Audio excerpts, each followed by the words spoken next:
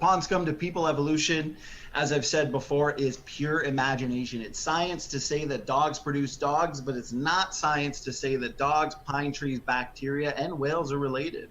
There's a lot of imagining going on. Evolutionists imagine that mutations make something new and better. Evolutionists imagine that all these small-scale variations will eventually add up to make something we don't actually observe. Time, as I've said before, is the hero of the story for the evolutionist.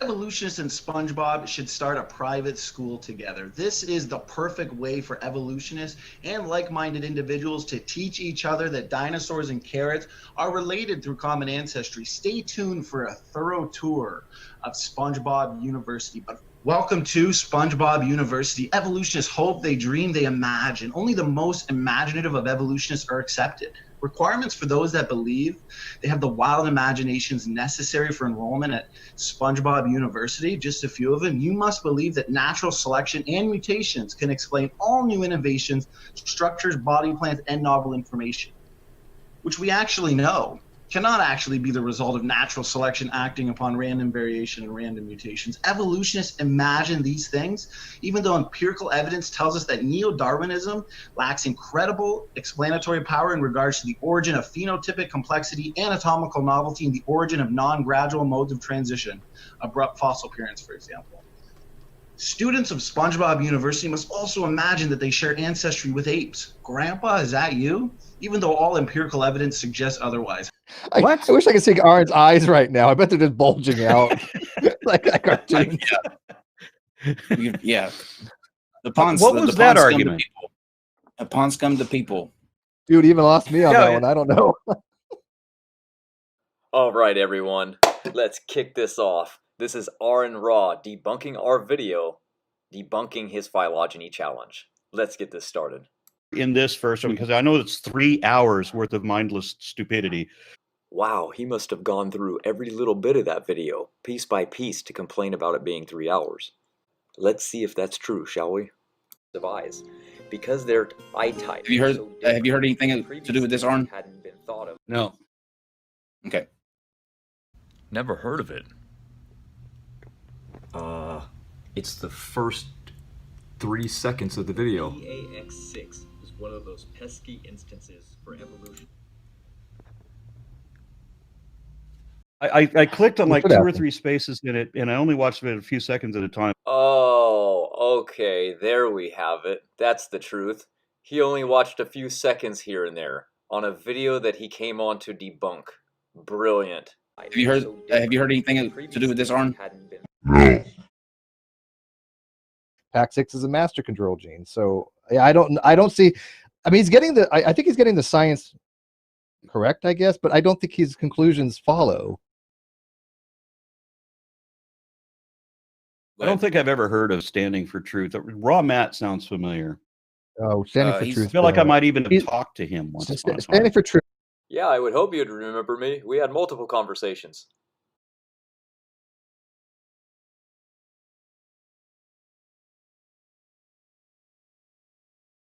None.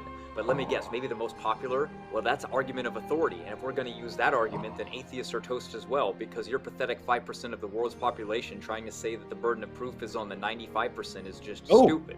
The masses don't need to convince the minority of anything. That was a also, slap how right can there. You call evolution or speciation?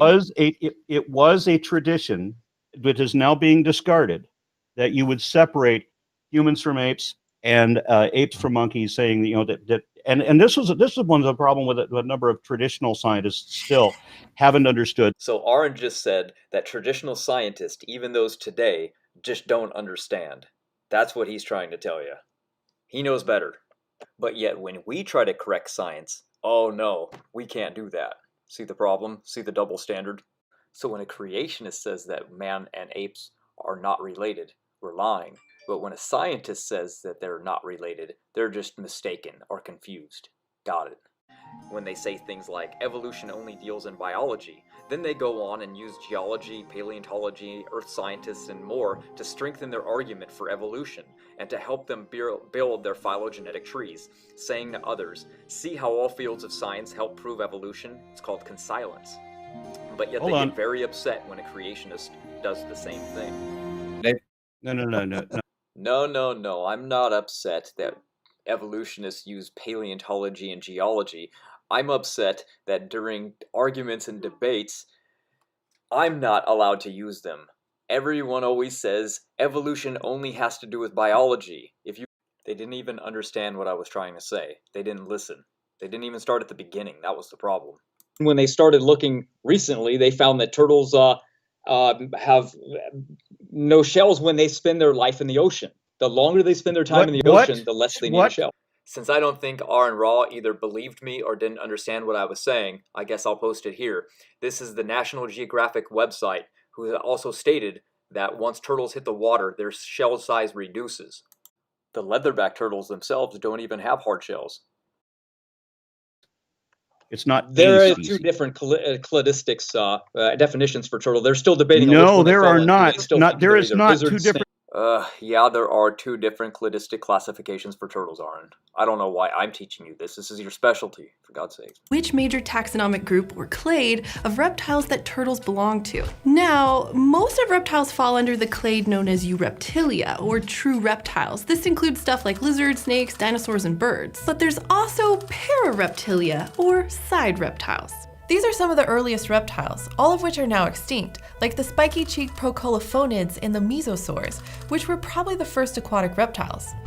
Now, by and large, which clade you put turtles in depends on where you think its shell came from. Turtles' exact place among the Eureptiles isn't settled either. A lot of researchers think they're more closely related to the clade that includes animals like crocodiles and birds, but others argue that they're closer to a different group that includes lizards and snakes. Hopefully it won't take another 130 years for an answer to that debate. A bacteria can never produce a non-bacteria. It never happens. We didn't evolve from bacteria. We're not bacteria.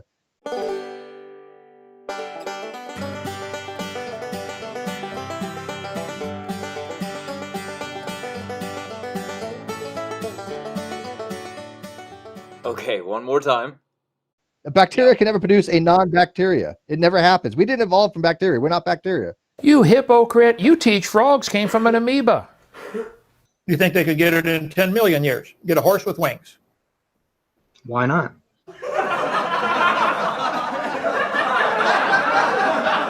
Me that the phylogeny challenge cannot be debunked, then that makes it not a challenge, right? It's nothing to be debunked. Whales. I know of the earliest fossil bats are neither giant nor burrowing. Listen to this. And pugs and chihuahuas are still dogs.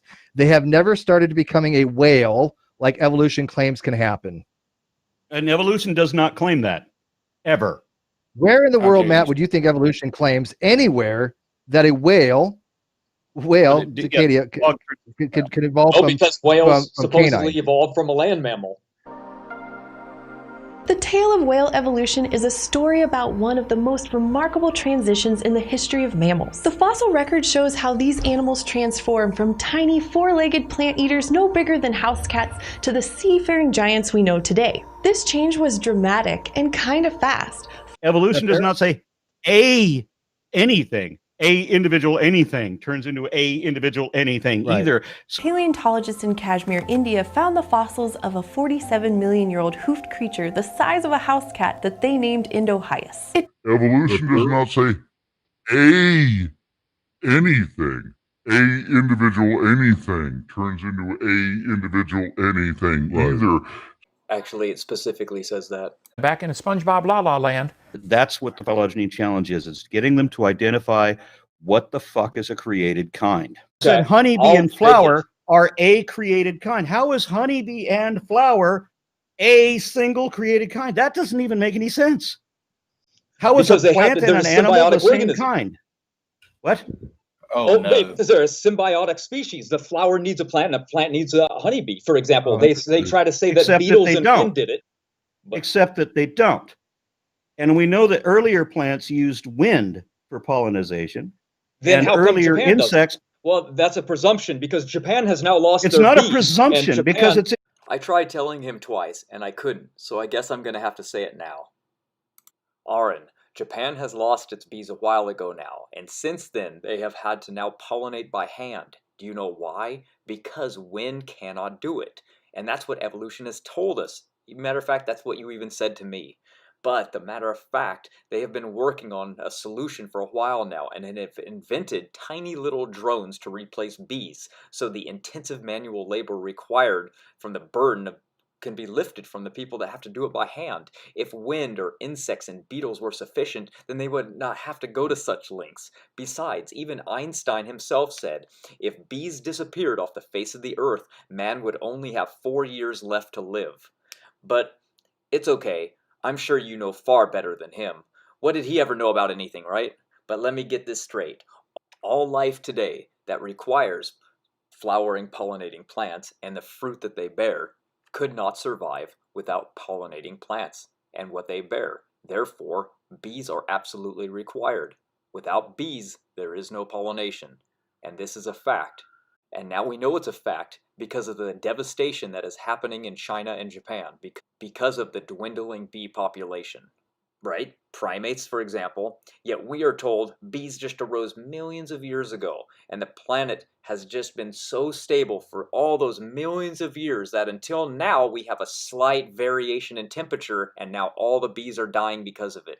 Like that makes any sense at all. Such a weak, volatile little honeybee, yet survived millions of years on fluctuating Earth's temperatures and climate change, including multiple bottlenecks and cataclysms, and supposedly survived it all. But yet, here we have the bee today, and now we're getting a little temperature spike, and they're dying off rampantly.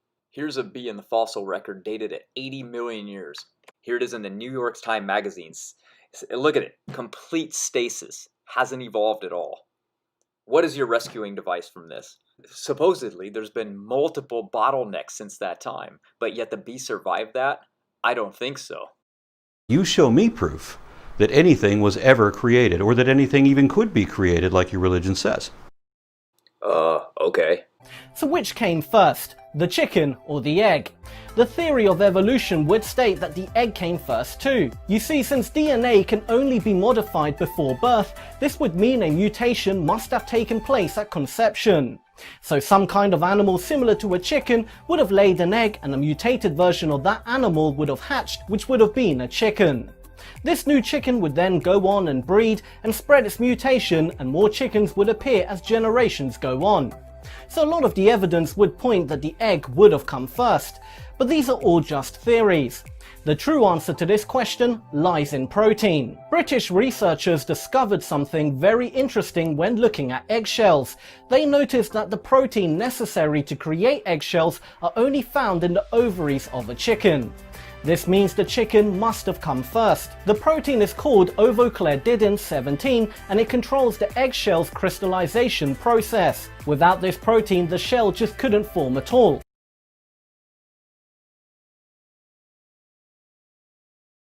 Next, we have creation of the universe, which obviously there was a beginning, contrary to the many other theories where they tell you that the universe has always existed.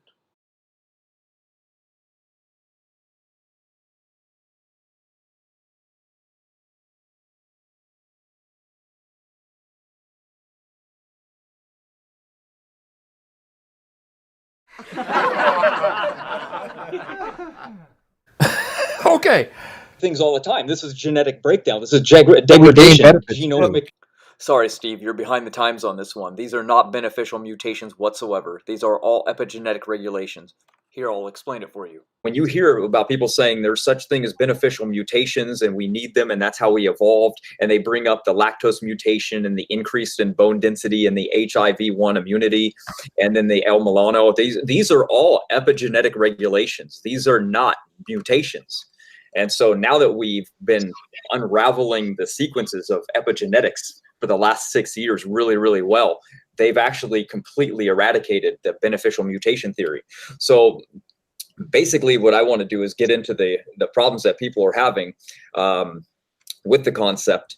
And that would be, kind of explaining epigenetics. So basically, epigenetic inheritance is this new unconventional way of looking at genetics. Up until now, mutations were considered the only thing that could be either positive or negative in regards to fitness, because without mutations, evolution can occur.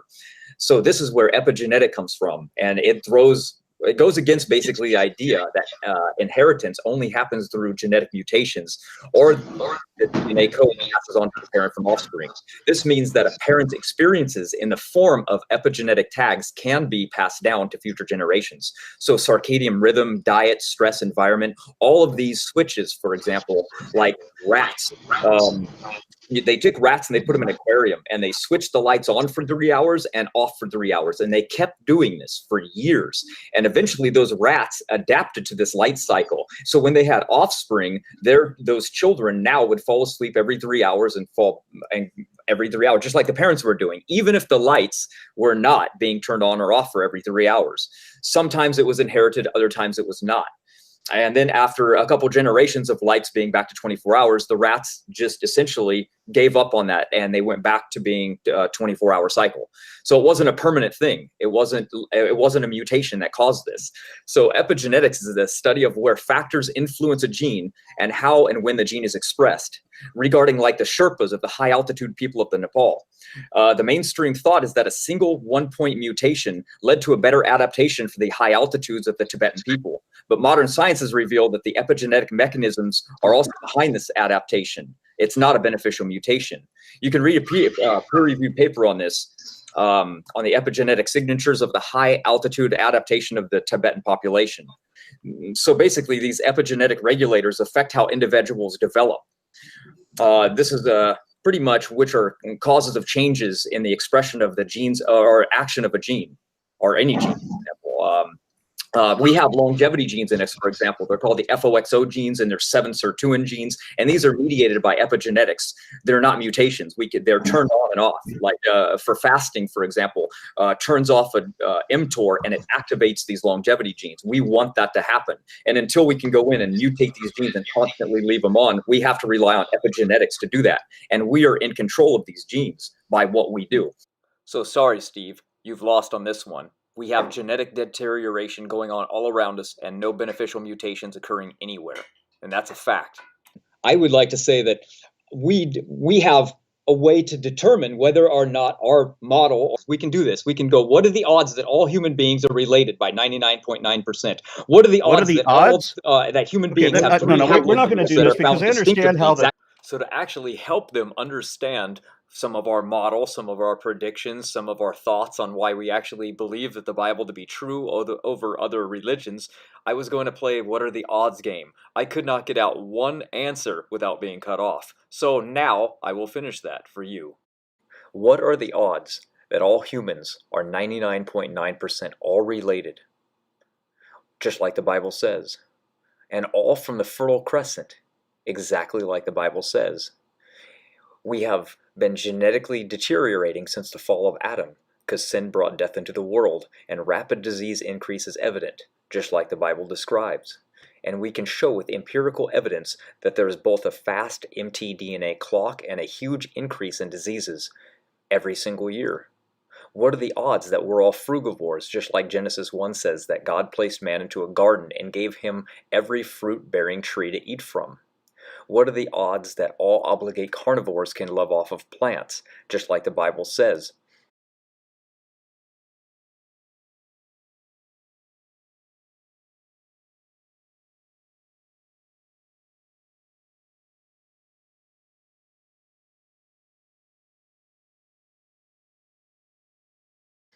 What are the odds that the best genetics are tracked to the Middle East, just like the Bible says where man came from?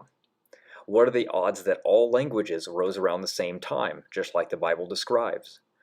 How about when the scientists found which came first, the chicken or the egg? Today, we know it's the chicken, just like the Bible says. Again, what are the odds that most religious texts worldwide tell us that man has lived to extreme ages during what is known as the Golden Age? And now we know that language cannot arise on its own, because just like the Bible tells us, God taught Adam. So let alone all these facts, quantum physics has indirectly proven God by proving that the argument against the philosophy called materialism has been now falsified. It's dead. Again, so what are the odds that all humans came from a single female? I don't think people consider this fact very much. Let's just take a look at that last comment that I made about all humans being from a single female. What are the odds of this? If a secular evolutionist even considered this for just a moment, rather than shrugging it off with excuses like there must have been a bottleneck, or there were probably many other women alive and those women didn't have kids, or maybe all of them just had boys, completely non-logical, especially when I describe the scenario for you in a minute. Besides, even according to their own theory, they have no proof of any bottleneck occurring, not in paleontology, the fossil record, or geology, in the geological column. So, what evidence do we have for this belief of a bottleneck? They don't have anything for it. That's your answer. A failed hypothesis is all that they have. You see, this is the real problem. According to the evolution theory, about 100,000 to 200,000 years ago, there were about 10,000 to 30,000 individuals. That's an estimate. Now let's just say half were women. That leaves us with 5,000 or 15,000, whatever you want to go with. Let's just say that the average is 10,000 for this debate.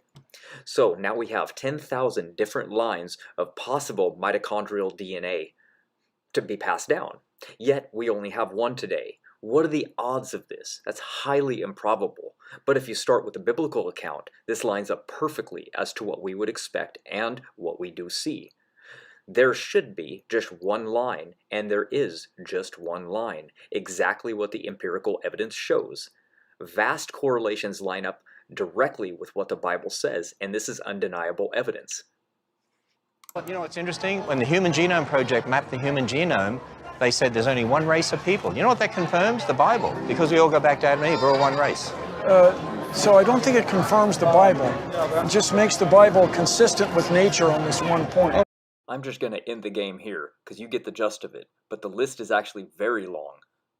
And the odds of even a few of these are astronomically high.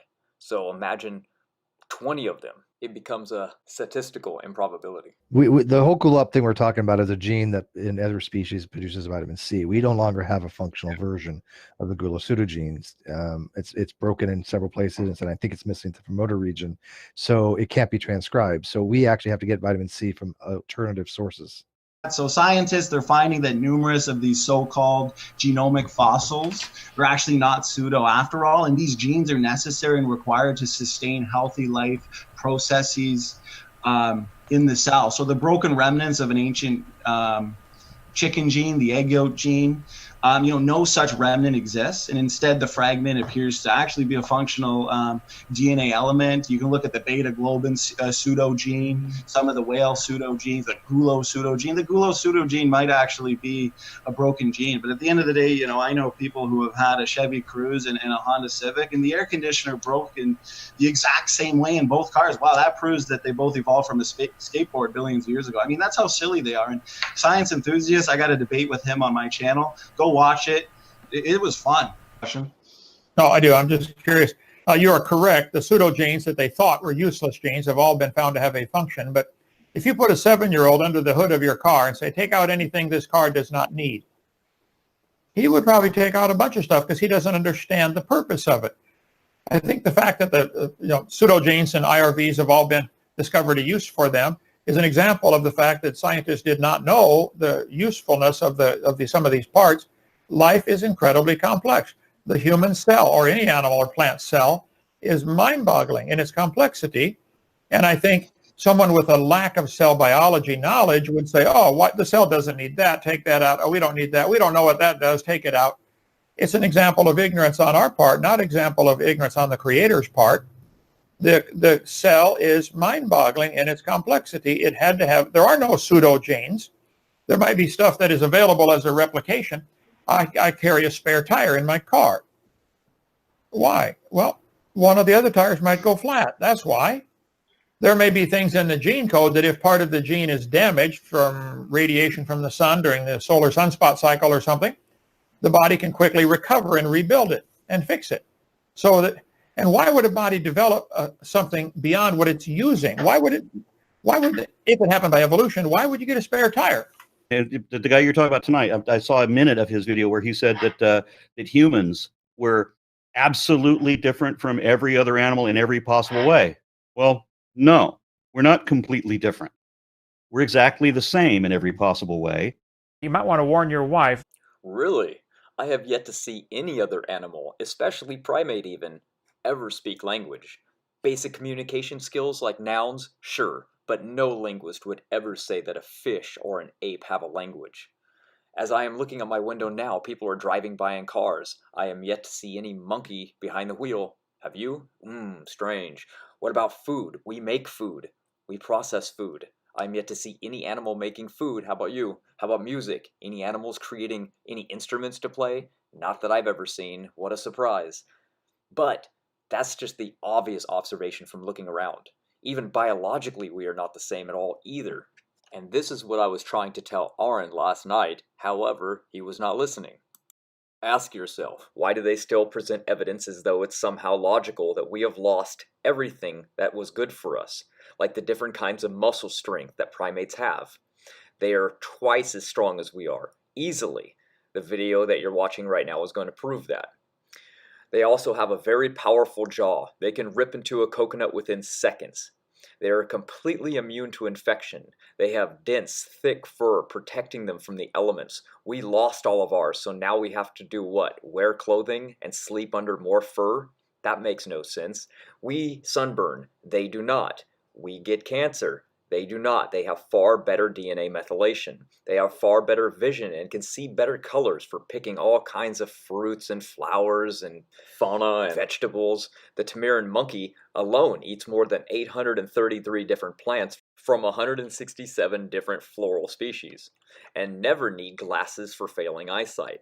We cannot even walk without shoes because of our fragile feet and risk of infection or parasites. They have a very thick meninges, which is the layer around the brain protecting it. We humans have a very thin layer in comparison. They have far more nerve fibers than we do. They have no such thing as outdoor allergies in any primate species, yet humans have them all the time. They have far better hearing, as they have 3 bones in their inner ear that are housed within the skull outgrowth. They have far better bone density. They can fall down and nothing will break in their bodies unless it's from very high. They have 2 separate bones in their forearm and lower leg, giving them far more mobility than us. Humans have a greater susceptibility than other primates to most infectious disease.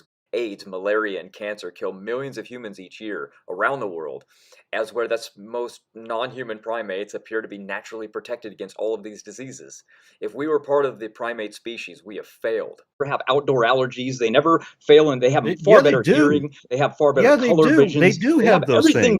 No, Aaron, you're wrong. We use about 2 to 9% of our digestive ability in the colon, as where apes use about 30 to 60%.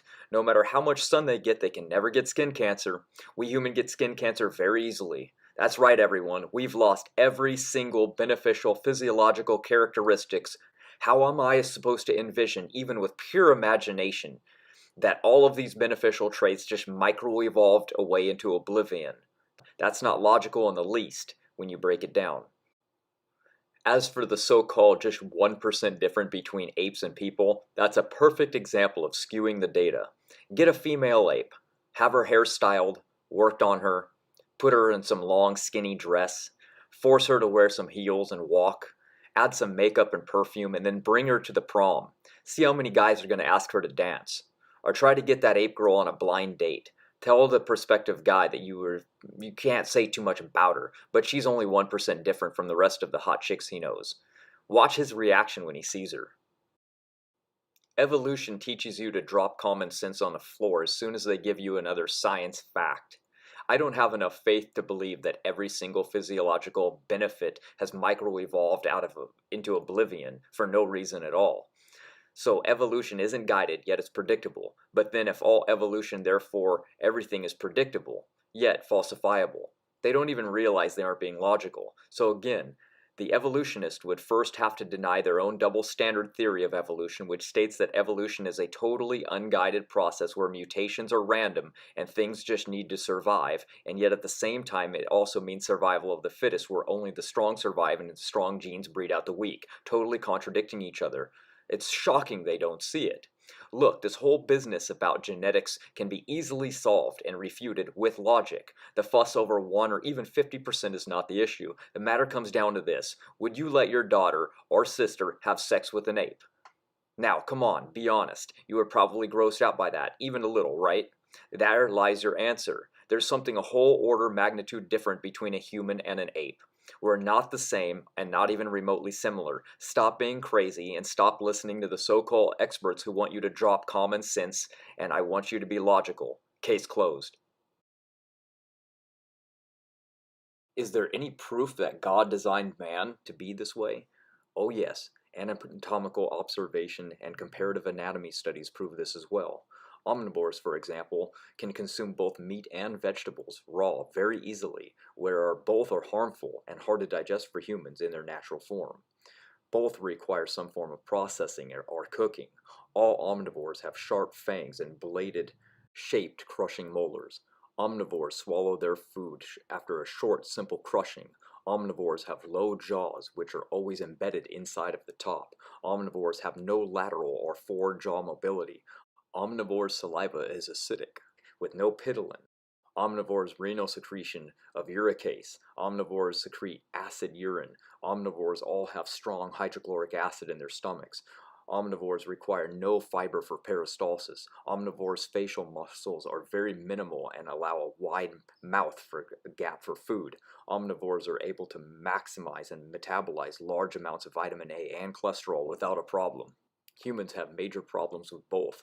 Omnivores are fueled by fat and protein. Humans are carbohydrate-based. Omnivores' intestines are always 3 times the length of their body. Omnivores all have short colons with smooth and alkaline by nature. Omnivores' jaws are angled and not expanded. Complete digestion is within 6 to 10 hours. Omnivores' examples are hogs, brown bears, raccoons, primates. Omnivores are everything eaters who thrive on all raw foods from leaves and trees and stems to ground roots, natural surroundings, ants, and even each other if needs be. A frugivore, on the other hand, has complete digestion in about 12 to 18 hours, with a long intestinal sacculated colon. They can only metabolize small amounts of vitamin A and require no cholesterol whatsoever. They require fiber for peristalsis. They all have alkaline urine, with weak hydrochloric acid. Fruitarians do not secrete uricose. Fruitarians have alkaline saliva and pidolin. Fruitarians have big salivatory glands. Fruitarians' upper jaws sit on the bottom and have great lateral and forward mobility. Fruitarians chew their food, not just crush it. Fruitarians have flattened big molars, big flattened incisors, blunt canines. Fruitarians see in full color and are fueled by glycogen, and vitamin C is required. Fruitarian jaw angle is expanded, with extensive chewing required and highly developed facial muscles to facilitate this chewing. Fruitarians consist of several types of species, like bats, the owl monkeys, humans, a number of flying foxes, and many passerine birds, toucans, and some species of parrots. Now consider this as well. Human cells have receptors for malic acid, citric acid, ascorbic acid, ascorbyl palmitate, and polyphenols. These are all elements found only in fruits, and they are requirements, yet nothing in the human body requires anything from an animal source. Think about it. If it was a baby, they would need meat to survive, yet this is not the case. That is actually disastrous for a child, as where we absolutely require vitamin C and absolutely require fiber and weak organic acids from fruit. Meat is a class 1 carcinogen worldwide. Meat cures no known disease of any kind, only causes it. Only plants can cure people. If you think about it, by all means, name a medicinal chicken or a cow. I'll wait. Another way to tell if a species is fruitarian is to map the area of absorptive mucosa in the gut versus functional body size. Even in 1971, a study done by B.J. Myers was published in the South African Medical Journal, describing how lipid profiles and glucose tolerance improved on a particular fruitarian diet. In a further trial in the study, body weight and overweight subjects showed a tendency to level off at the theoretical ideal weight. Humans are frugivores by design, but when we look at the ability to eat other food groups like an omnivore through the process of cooking skills, then it's possible. Without cooking, we are not able to survive as a raw omnivore. If you think you can, by all means, please go outside, pull some leaves off trees, catch an animal wild, raw, and eat them up. Pull some grass out of the ground that you're walking on and feast. See some wild legumes growing? No problem. Pull those suckers off and eat them. You'll be dead in no time. You are not an omnivore. You are a frugivore, just like God designed us to be. I have been one since 2002. And no, I do not supplement. Evolutionists actually believe in the same thing we Christians do in this regard, even if they don't know it or not, that early man was a frugivore. Because think about it, either man was placed in a garden, created for the fruit of the trees like the Bible says, or man evolved. Well, if man evolved, what did he do before he invented fire? That's right, he ate it raw. Raw fruit. It's obvious, because you can't run around eating raw meat. It's proven to be extremely dangerous, and meat is a class 1 carcinogen no matter where in the world you live. Besides, look at the scientific studies what happens when something eats meat. Let's check that out. Yes, vegetarian IQ in adults and kids are both higher. Since the smartest people on Earth have also been vegetarians, then it makes sense. Einstein, Tesla, Isaac Newton, Pythagoras, Plato, Da Vinci, Voltaire. So observation shows that plants are better for IQ. Even the most recent study on vegans show that averaged to 10 points higher in both male and female. When animal studies are conducted, even on primates, it's the fruit-eating studies that actually show the bigger brain growth, not meat. Now, how about genetically? It's often said that we humans share 50% of our DNA with bananas, 80% with dogs, and 99% with chimpanzees. Taken literally, those numbers make it sound like we could pluck one cell from a chimp and one from a human, pull out the tangled bundles of DNA known as chromosomes, unroll each one like a scroll, and read off 2 nearly identical strings of letters. But in reality, the human and chimp scrolls don't sync up so easily. Other large mutations revised huge sections of text, duplicating a chunk of human DNA here, erasing a chunk of chimp DNA there, while throughout the scrolls, tiny mutations swapped one letter for another. When researchers sat down to compare the chimp and human genomes, those single-letter differences were easy to tally, but the big mismatch sections weren't. For example, if a genetic paragraph, thousands of letters long, appears twice in a human scroll, but only once in its chimp counterpart, should that second human copy count as thousands of changes, or just one? And what about identical paragraphs that appear in both genomes, but in different places, or in reverse order, or broken up into pieces? Rather than monkey around with these difficult questions, the researchers simply excluded all the large mismatch sections, a whopping 1.3 billion letters in all, and performed a letter-by-letter comparison on the remaining 2.4 billion, which turned out to be 98.77% identical. So, yes, we share 99% of our DNA with chimps if we ignore 18% of their genome and 25% of ours. And there's another problem. Just as a small tweak in a sentence can alter its meaning entirely, or not at all, a few mutations in DNA sometimes produce big changes in a creature's looks or behavior, whereas other times, lots of mutations make very little difference. So just counting up the number of genetic changes doesn't really tell us that much about how similar or different 2 creatures are. Even as far back as 2005, a peer-reviewed study found that we matched primates as low as 86%. Evolutionists have said that if we do not match great apes more than other mammals, then the case for common ancestry is debunked and falsified. Guess what? When testing the protein coding regions of other species, we have found that dogs, cats, pigs, and other species have more relation than primates do. So not only have we falsified evolution through fast-ticking mitochondrial clocks, debunking junk DNA, there's no such thing as beneficial mutations, human language formation cannot arise on its own, but now genetic relation. It has been falsified.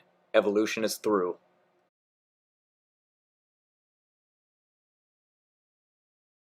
And then we can give another article for an entire phyla of animals that went extinct before the Cambrian.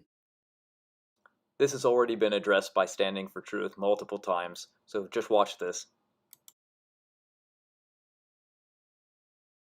You're going to look to the fossil record, and even though it's just circumstantial evidence requiring an actual theory to account for the large-scale evolution, but all we see is a net loss of information, and the fact that natural selection is severely constrained by selection interference. I mean, how are you gonna, can you give me a few beneficial mutations that are not somewhat deleterious? I mean, how are you gonna build, because if you're looking to the lower levels of the simple organisms, and I wouldn't say a trilobite is simple by any means, it's certainly complex, look at the eye, but how are you gonna account for that information buildup? Where's the novelty?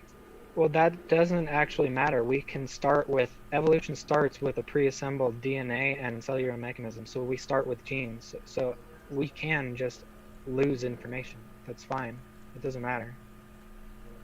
Well, no, because if these beneficial mutations that you agree are rare and they can seldom make the type of compensation that's needed to stop the net loss of information, you're not gonna, it's like taking 2 steps forward but then taking 10 steps backward. You're never gonna climb that mountain, and you're never gonna get your fish to fisherman. It's a pseudo-scientific belief, but you can believe in it all you want, Taylor, but I haven't seen any evidence being presented the entire time. You're looking to the fossil record, but bones found in the dirt are not inherited. Traits are. Where's your evidence, genetically speaking? I mean, what do you look to, brother?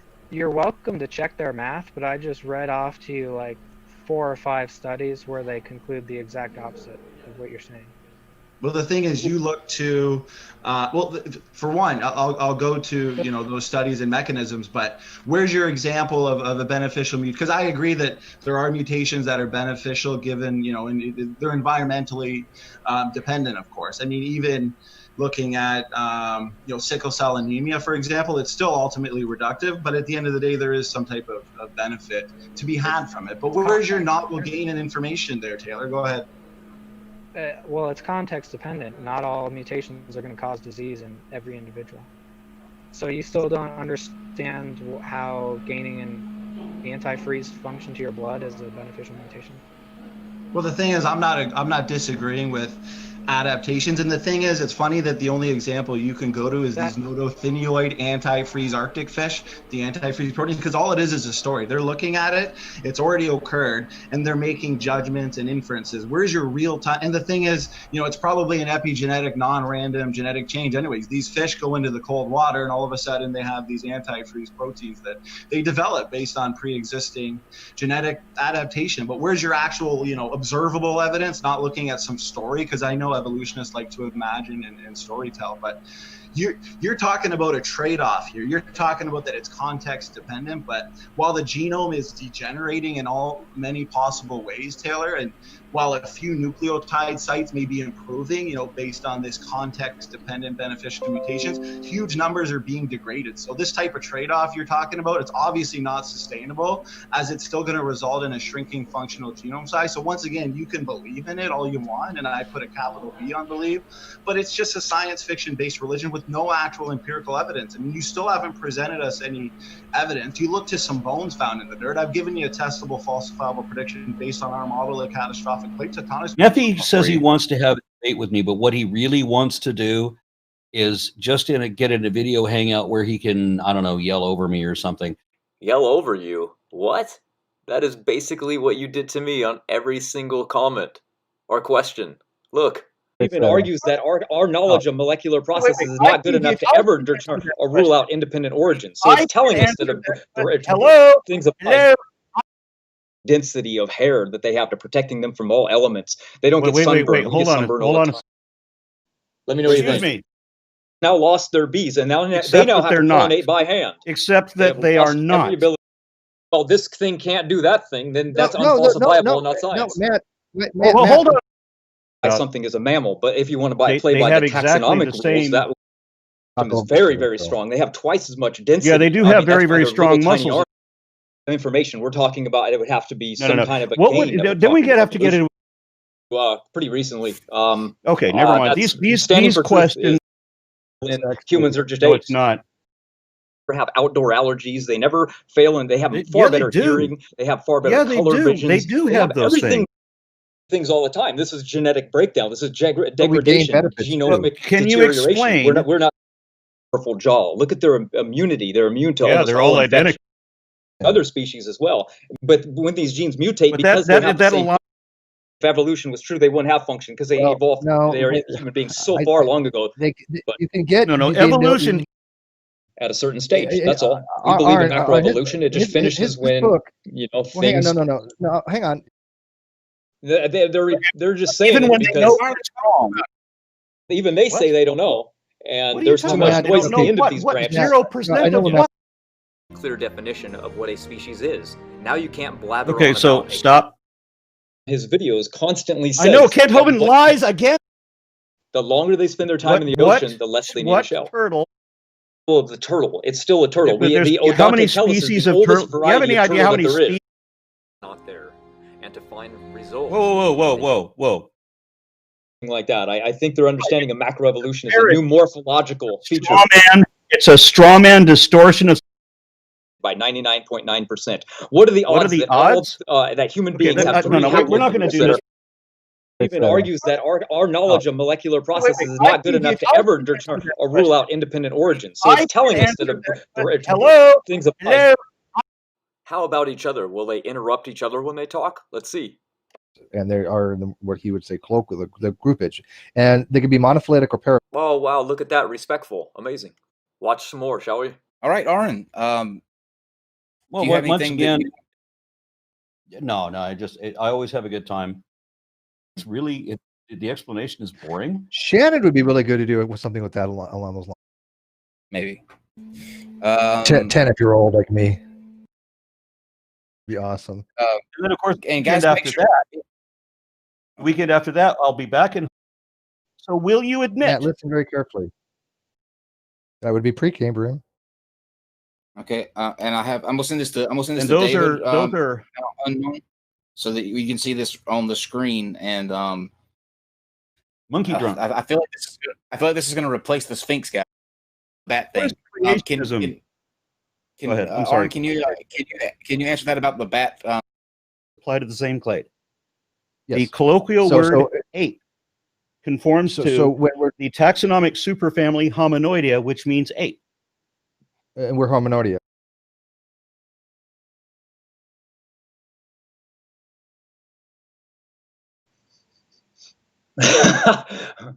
Back in SpongeBob La La Land. See for yourself how many fallacies and appeals that Aaron Ra uses in just a 4-minute clip with another atheist. So you want to withhold judgment wherever possible. What's your opinion of atheists that 100% believe that there is no God? Me. Like, are absolutely convinced that that's not the case? Is that you?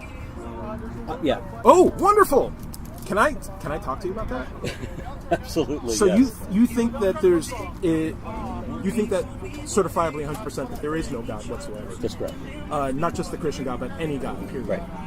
How did you determine that? If you don't It's impossible by definition. Oh, what's the definition? In order for some, remember I said that we have different rules. You know, that we won't say that something is proven like the believers will. You know, if they find anything that would still be true in either case, they'll say it's absolute proof of their position. Mm-hmm. But we can't do that because that's dishonest. We actually have to have evidence that indicates that and wouldn't be true if the other case were correct. So we have something objective to verify, right? So we can't say that something is possible until we have a precedent or parallel or verified phenomenon indicating that such a possibility exists. We can't even say it's possible until then. And so we don't have a possibility of God. True, we can't say that it's possible, but eventually we could determine that if it was possible or not possible. Like, we don't have the method available to us right now to determine if a supernatural God exists because we have no supernatural scientific methods. But in the event that we do and we're able to ascertain that, in fact, no God exists in the supernatural realm, then we would have a better argument to say that there's no God, wouldn't you? What do you think? Well, there's a handful of words that you kind of need to clarify. Knowledge and truth, and when we're talking about possible. There are things that are possible that we don't yet know are possible, right? But we can't say they're possible until because it would be dishonest. We can't be justified in saying that they're possible. The truth is what the facts are. They can tell you that they have the absolute truth, but if they can't show you the truth of it, then they don't have the truth. Is that justify saying that there's no possibility? Like you're saying it's impossible for a God to exist right now? It's impossible by definition. I've only given you the first part of that. If we change the definition, would it then be possible? If we change possible to mean impossible, yeah, if we reverse everything. If we define what we meant by a God by like, oh, it's actually Greg. He lives across the street. He has lightning powers. He's from Asgard. Who knew, right? Like, what people do that, they did the God is love thing, right?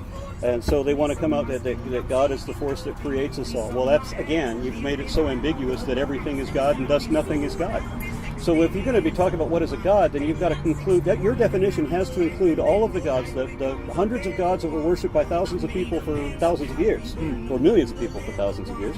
So if it doesn't apply to Odin, or to Hera, then that definition doesn't work. So for me, I've concluded that a god is a magical, anthropomorphic, immortal. Okay. Magical meaning miraculous, which again is impossible by definition. Miracle and magic have the same definition. They're the evocation of supernatural forces or entities to control or forecast natural events in ways which are inexplicable by science because they defy the laws of physics, which makes them physically impossible by definition. Okay. Likewise, it is impossible for God to exist as a disembodied mind absent the brain that created it, because a mind, by definition, is the data that is produced by a brain. So it's definitively impossible. So the truth is what the facts are, and there are things that are true that we don't know are true, but we can't call it the truth until we can show that it is true. How would you falsify that observation? What? Your position on there's no God based on this definition, how is that falsifiable? How is the falsification falsifiable? You said it's impossible because of these the magical, anthropomorphic, and disembodied mind and stuff like that. I guess if you want to falsify the definition, no, I want to see if is there anything that you would recognize where you'd be like, oh, okay, well then disembodied minds can't exist, or like, oh, okay, well then magic. Well, you'd have to change the definition of what a mind is. So we just have to switch all the words around. So the truth is whatever you want to believe. And fact is whatever you want to believe. And like I said, the truth is what the facts are, and it has to be objectively verifiable. Believers will call out facts all the time, but if it's not objectively verifiable, and you can't call it a fact. Likewise, they say they have evidence. What is their evidence? Their evidence, I have this book. I get you. Why do they keep asking me if I will consider the other evidence? I was raised a secular evolutionist atheist myself. What the hell? Of course I know the other side of the argument. I became a creationist recently because of the evidence. Stay tuned for part 2. A lot of comments were addressed to Standing for Truth before I came live onto the show. Lots to go over, lots to debunk. Let's do it. See you soon.